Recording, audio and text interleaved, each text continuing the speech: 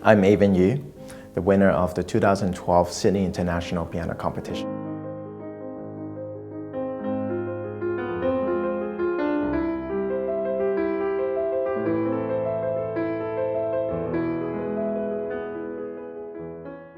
Well, it was a long competition. I think I played a total of 7 times in the competition.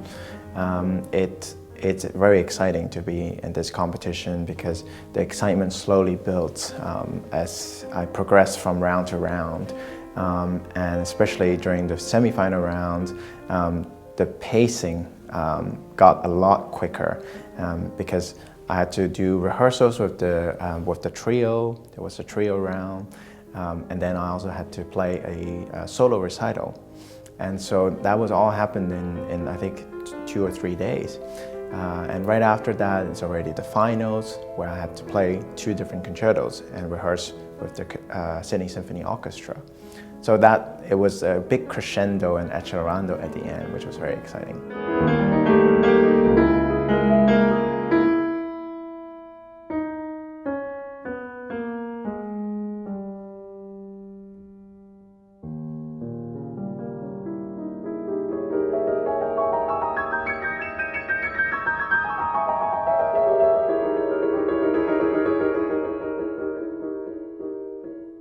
But the competitions helped me enormously in my career. First of all, to introduce me to the country of Australia, because I've played all over the country, been to big cities, small cities. What I feel very fortunate is that I got the chance to see Australia that most tourists or even Australians won't get to see, because I go to really interesting places. And of course, in addition to that, also to have a recording, for example, made by Naxos, also debuts at important festivals like the Clavier Festival Ruhr in Germany, and so it's given me a lot of opportunities.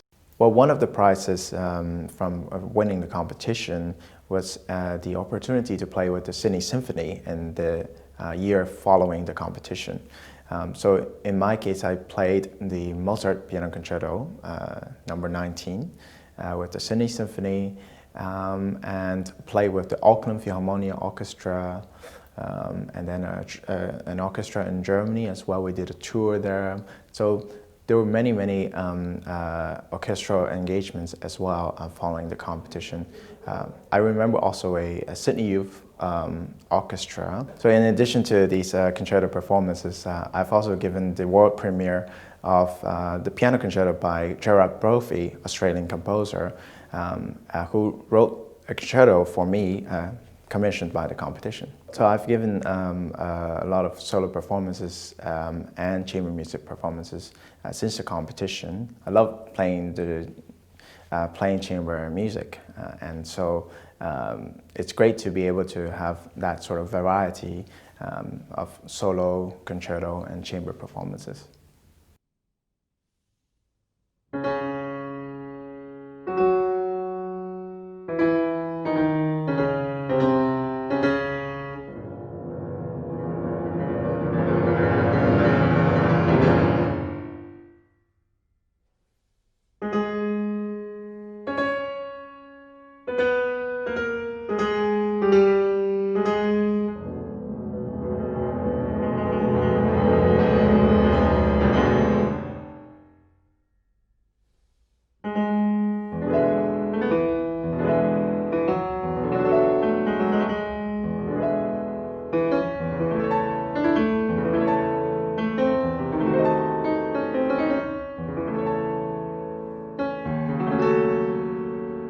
If I have any advice to the candidates of the Sydney International Piano Competition, it would be to make sure that, to forget the fact that this is a competition, to think about it as a concert, to share your music with the audience, because after all, it's this authenticity of your musicality that's going to move the judges. It's nothing else. There's no strategic planning. I think you have already selected your program. So just be yourself and make music. I hope for the winners of this competition, they will be able to take make the best of every opportunity that the competition gives them. Because it is not just, winning a competition is really just the first step in the next phase of your career. It's about playing your best in every situation and turning that into another opportunity into the future for you. I have many people that I admire in the classical music world. Some just for their sheer musicality. I can say, for example, Martha Argerich. I don't know how she does it, but she's a goddess at the piano. But others, like Yo-Yo Ma, for example, is one of my idols. I think because he goes beyond the realms of classical music world per se. He branches out, he connects people from different cultures, and in a way he also redefines what it means to be a classical musician. And so for me that actually resonates a lot, because if you think about the music of Mozart, right now we consider his music to be classical music, but during his time it was contemporary music. It was in some ways popular music. And so what does it really mean to be a classical musician? I think that definition it should not be a rigid one. And so whenever you can sort of force people to rethink what it means to be a classical musician, then I think that's something meaningful.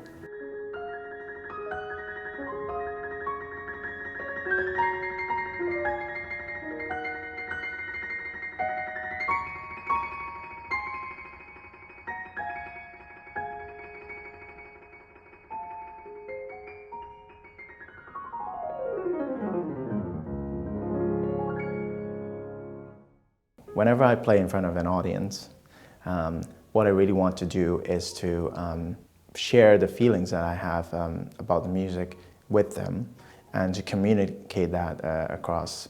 And it's, what makes a live concert unique is this shared experience, because it's different from playing by myself in a practice room, where I experience the music too, I feel the music. But in a concert hall, in a concert space with a few hundred people, you have this communal experience. And that's really what makes a live concert so special.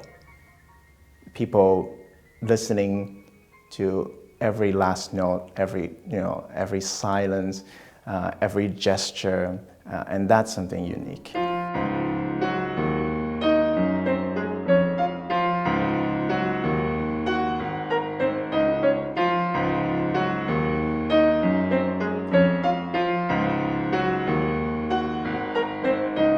So when I was little, I wanted to be an astronaut. And I think in some ways I still want to be one, because I was always fascinated by astronomy. So I remember when I was 6 or 7, every time I went to the library, I would go straight to the astronomy section and look for books there. And I think it's this fascination of having this other world, discovering different worlds out there. And in some ways I can connect that to music as well, because each piece of music I play is a world in itself. And so what playing music allows me to do is to go into different worlds all the time. So I'm sort of being an explorer whenever I'm playing a piece of music. And I think the two are somewhat connected. I can't go further than that, but I think there's some connection there.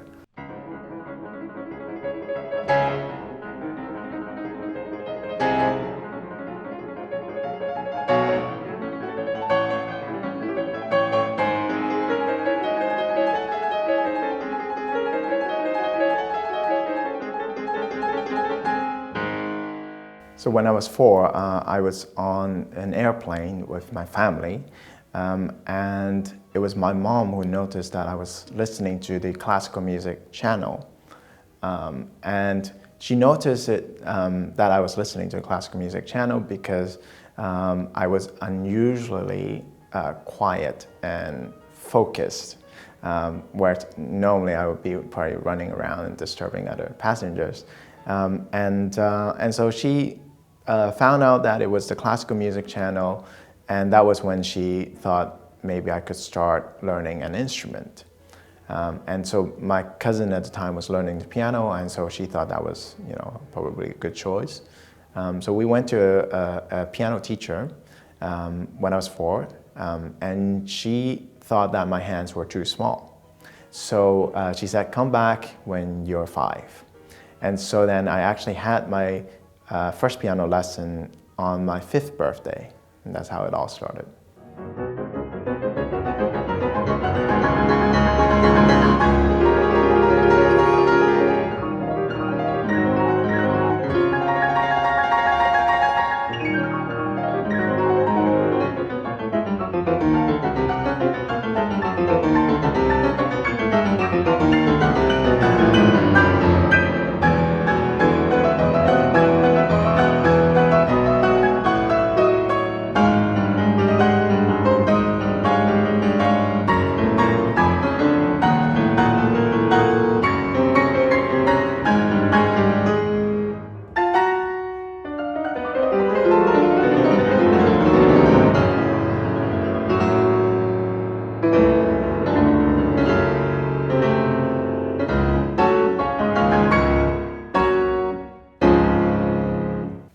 I think there's a fundamental difference between my approach to learning the piano in Hong Kong and to the approach I had in Canada.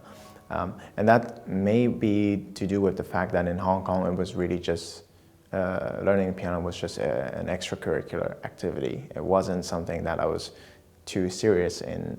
I enjoyed playing the piano very much. But I didn't consider it to be a possible career path. I wasn't thinking in those terms. And certainly my parents weren't either. And so I was just having my weekly lessons and practicing maybe 1 hour a day, that sort of thing. Didn't go to any competitions when I was in Hong Kong. But after moving to Canada when I was 9, the teacher, my first piano teacher in Vancouver, I guess, spotted my talent, and so he started encouraging me to enter competitions, local competitions, and that gave me the chance to play in front of an audience. And I think it was through that process I discovered that I enjoy playing in front of people and enjoy performing, and so then that just slowly built up over time, this sort of interest and passion. And I started winning more and more prizes, leading to the first international competition when I was 14 and winning it. And so that sort of then put the whole path on a faster pace from that point on.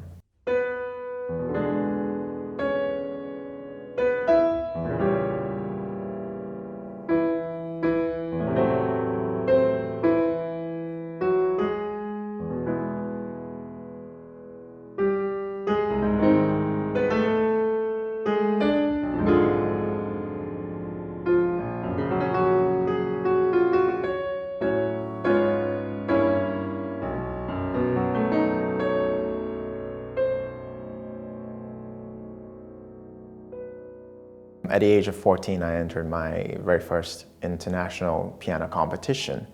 That was the Missouri Southern International Piano Competition.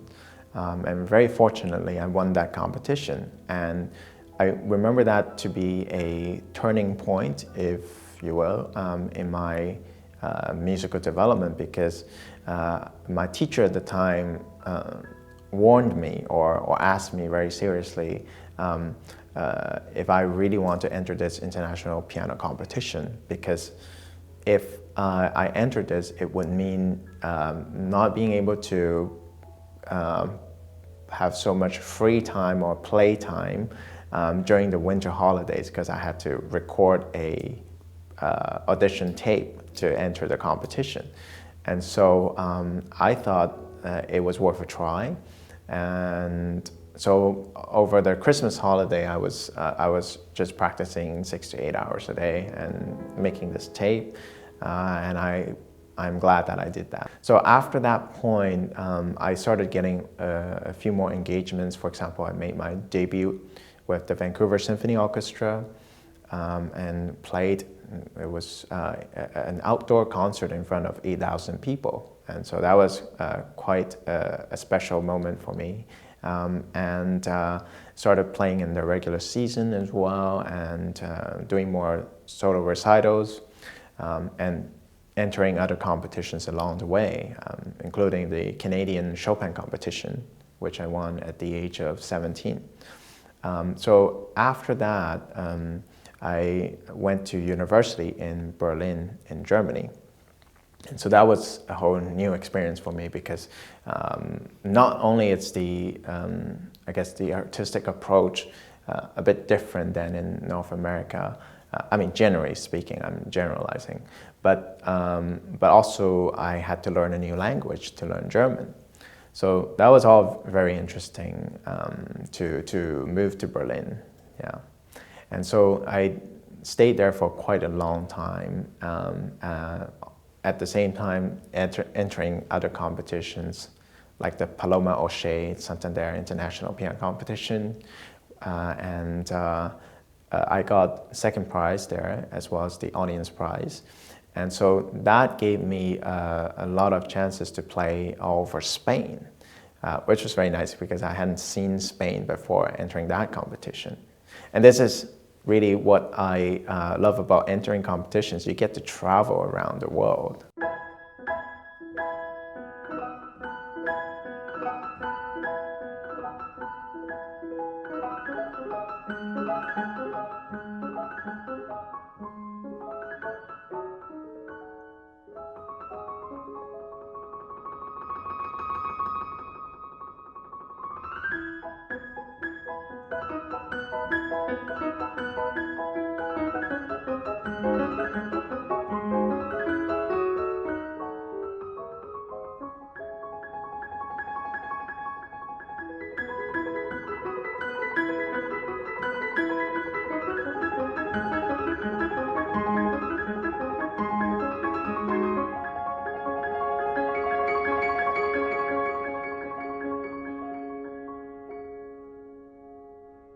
Before entering the competition, if somebody asked me when am I going to perform in Australia, I wouldn't have any clue.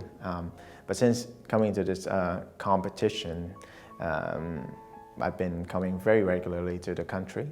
And so, I mean, it's a fantastic thing to be able to travel around the world doing competitions. Many people ask me if there are things that I miss because I've chosen to become a concert pianist. And there are certainly things that I didn't experience as a teenager. For example, I didn't go to my own graduation, my own high school graduation, because I was competing. I was doing competition. And I was missing maybe at least a quarter of the time, a quarter of the school time. But I don't see that as missing out, because I got to experience a lot more than many people I know, in that I get to travel around the world, to have very interesting experiences. And for example, now, as a professional concert pianist, my job is to share music with people and to go around the world and play concerts and make music.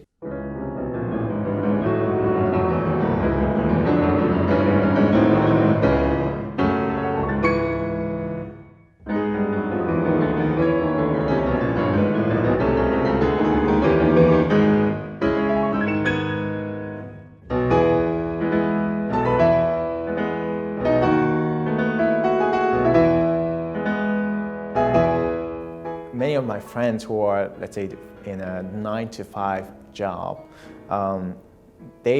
for them, the idea of going on a trip to Europe is a very special thing.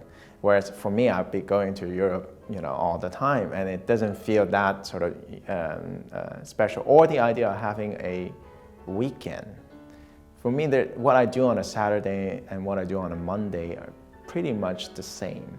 Really, I practice if I feel I need to, and which is pretty much all the time. And like, you know, this sort of thing I feel is different from many friends of mine. But I think what I gain is I wouldn't trade for it. Because I speak 4.5 languages.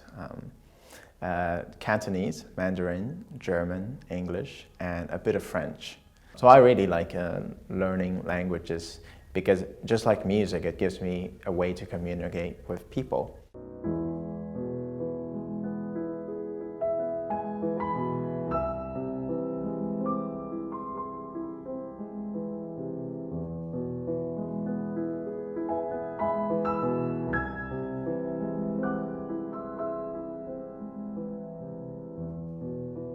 Another interest that I have is food.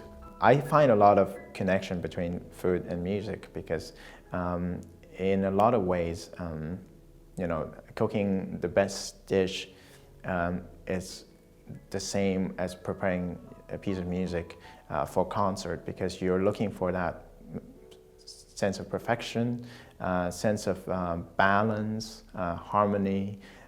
So the visual impact, for example, planning a menu is very similar to planning a concert program, because you want to have a flow from the very first piece of music to the final piece on the program, just like the first course in a meal to the final course in a meal. And so I like to experiment in the kitchen. That started when I was a student in Berlin. Not that I'm in any way a good cook, but I just like to do experiments. So I remember once I was cooking, making panna cotta for a friend, and I actually made 15 versions in 1 year before I served it, because I was not happy with just making an ordinary panna cotta from reading a recipe online. I wanted to do my own thing, and so I experimented with many different ingredients, and sort of in the end found my own recipe. And I was happy, more actually of the process of discovering these variations than actually making the final version in the end.